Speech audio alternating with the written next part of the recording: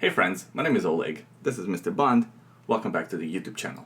I don't know, man. Is it the self-isolation, the quarantine, the boredom? I don't know what it is, but lately I started thinking, which one of my watches do I wear the most? Which one gets the most wrist time?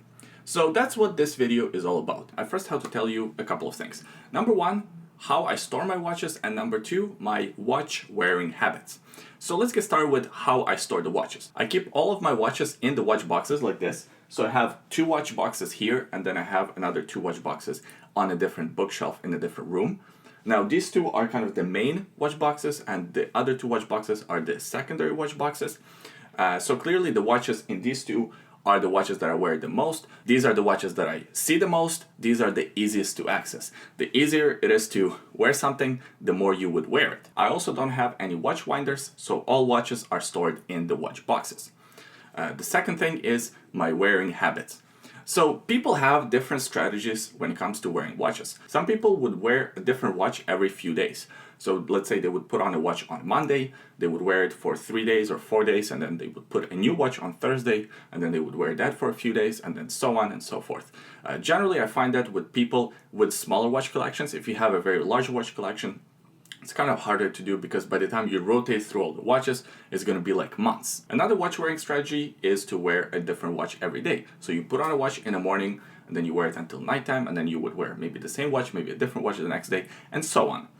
My watch wearing strategy is a little bit more chaotic than that. So sometimes I would wear the same watch for 2 days straight, but it's not uncommon for me to wear 3 different watches in the same day. So let's say I have to go to the office or have some meetings, they would come home, put on a different watch, and they would wear that to do some chores, walk bond, things like that. Then when I would come back home again, I would maybe wear a different watch, go to the gym, come home again, maybe when I watch TV or read a book, I would wear a different watch. So it's not uncommon for me to wear 2 to 3 to 4 different watches in the same day. To some people that might sound crazy, might sound like an overkill, but hey, that's the way I do it.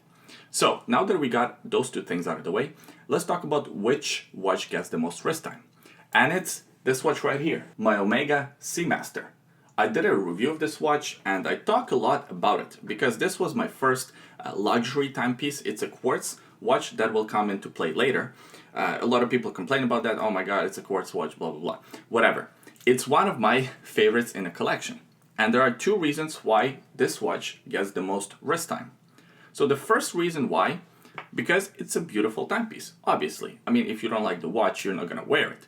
This one here is one of my favorites. I love it. It's a beautiful timepiece. It's very slim, slides under the cuff of any shirt. It's a comfortable timepiece to wear. It has a good balanced weight. It's versatile. It is a diver watch, so it is tough. It has a lot of attributes that are attractive. And obviously, I don't have to sell you on Omega Seamaster. You already know how great these watches are.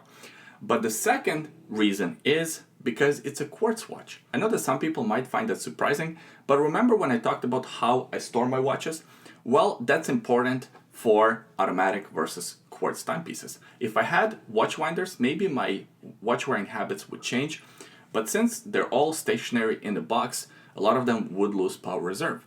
And I'm kind of lazy to pick up the watch and set the date, set the time, and then start wearing the watch. And obviously you have to wind the watch, especially if you're changing the watches 3-4 times a day. So this watch right here is just always ready to go. It always has the accurate time. I just put it on my wrist and I go out the door. So that's one of the biggest reasons why this timepiece gets the most wrist time. I wonder if my watch wearing habits would change if I got some watch winders. Because in the watch winder, the watch would always be ticking, it would always be accurate, and it would have the same effect as what this watch currently does. So what is the point of this video? I don't know, maybe the fact that I'm kind of lazy to set the watches to the right time and to the right date. In fact, watches without date complication generally get a little bit more wrist time than watches without date complication. And that's why in many of my reviews, you hear me talking about the fact that date windows don't fit on some watches, and I know a lot of people disagree with that.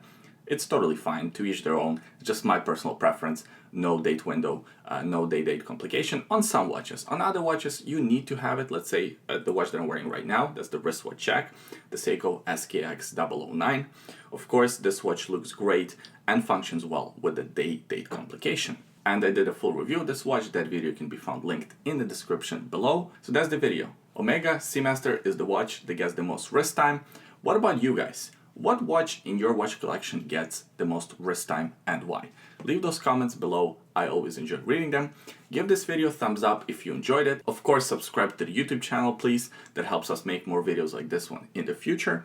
There are also 2 links in the description below. The first link is a link to bondnatostraps.com.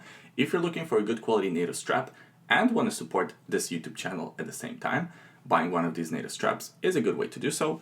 The second link is a secret link. Have a look if you're curious. Thanks for watching this one. I hope you're staying safe. I hope you had fun. And I'll see you guys next time. Bye. So Bond got new food, and he loves it. This is some special bulldog type of food. Okay, you gotta chew. You gotta chew. There you go. Not even chewing his food. That's how excited.